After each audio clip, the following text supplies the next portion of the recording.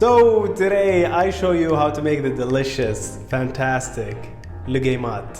And if you've never had them, which I doubt that you have not, because they're probably highlighted in every National Day gathering or something like that. However, in the case that you did not, they are basically these fluffy ball of dough that is fried. And I'll be honest, first, before making them, I never knew that they were vegan and that they were plant-based. I always thought that they had some sort of a dairy in them, but anyway, this recipe that I use is actually vegan. And so without further ado, let's get into it. This recipe, frankly, is quite easy. You just have to gather your ingredients and then put them in a bowl and then mix them. And so here's how we start. First, you gotta put your flour, you gotta have your yeast in order for it to ferment. And then you gotta have the sugar element as well as cardamom for the local spices mixture or the flavor, as well as saffron. Finally, in order to get that consistency, you have to add some cornstarch. Once you gather all your ingredients, you put them in a bowl, you put an amount of water, which I will include in the description. I'll explain all the details of the quantities. And after mixing all the ingredients, what you want to get with this dough is a certain viscosity that is a bit, let's say a little bit runny, basically. Something that will coat the back of the spoon kind of thing.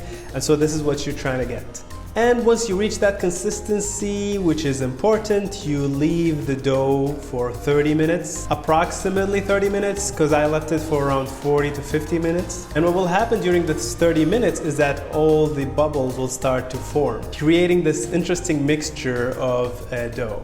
And so right after that, the action begins. And what you need to do now is to heat up your oil. And I decided to put the oil in this very small pot because I'm doing like a small batch. But I would recommend a bigger batch because I ended up crowding this, little pot. So what you need to do next is to heat up the oil to 190 degrees Celsius, which is the ideal frying temperature. And next you have to pour your dough into the oil, and this is where it gets tricky. So I guess as a start, I try to pour the dough into the oil using a spoon, but the real professionals, which include, for example, my mom or my grandma, they would use their hands or their palms and then they would squeeze the dough into the pot. But at this point, I am personally a total beginner and I'm not gonna even attempt to perfect this method. What you wanna achieve is browning on all sides, but once you do reach that, then you are set, ladies and gents.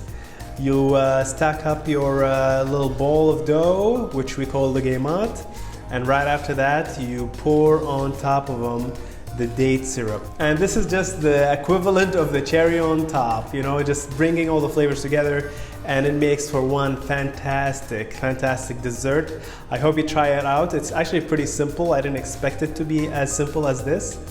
And I would definitely be doing more of it for my friends or whatever. But that is it, ladies and gents. Hope you enjoyed the day with Abdul. I'll see you guys later.